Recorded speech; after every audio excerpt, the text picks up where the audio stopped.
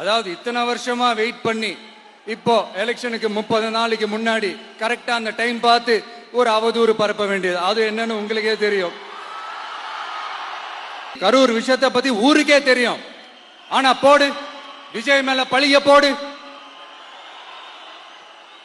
என்னடா இவ்வளவு பெரிய ஒரு பழிய தூக்கி விஜய் மேல போட்டாலும் மக்கள் விஜய் கூடவே நிக்கிறாங்க. சரி, அடுத்து வேற என்ன பண்ணலாம்? முடக்கு, ஜனநாயகனா முடக்கு. படத்தை முடக்குனா கொஞ்சம் பையன் கொஞ்சம் டிஸ்டர்ப் ஆயிடுவான். அதனால படத்தை முடக்கு. இது யாரு முடக்குனாங்கன்றது உங்களுக்கே தெரியும். அது நான் சொல்ல வேண்டிய அவசியம் உங்களுக்கு இல்ல. இவனாடா இவன் படத்தை முடக்கினாலும் அவன் பாட்டுக்கு அதை கண்டுக்காம அவன் பாட்டுக்கு வேலையை பார்த்துட்டு போயிட்டே இருக்கான். அதுவும் எடுபடல. சரி, அடுத்து வேற என்ன பண்ணலாம்? போடு, எஸ்ஓபின்னு ஒண்ணு போடு. விஜய்க்கு மட்டும் தனியா ரூல்ஸ், தனியா ரெகுலேஷன்ஸ், தனியா கண்டிஷன்ஸ். அவனுக்கு மட்டும் போடு, மத்த கட்சிகள்லாம் விடு. விஜய்க்கு மட்டும் தனி கண்டிஷன்ஸ் போடு.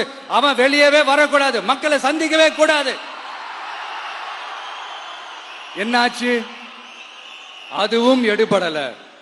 எத்தனை சோதனைகள், எத்தனை வேதனைகள் நீங்க கொடுத்தாலும் இந்த திமுக நாளையோ இல்ல இந்த பாஜக நாளையோ இல்ல இந்த மற்றும் பலர்னாலேயோ இல்ல எந்த வேற யாராலையும் என்ன மக்கள் கிட்ட இருந்து பிரிக்க முடியாதுன்னு சொல்ல வந்த. அதைத்தான் சொல்ல வந்தேன்.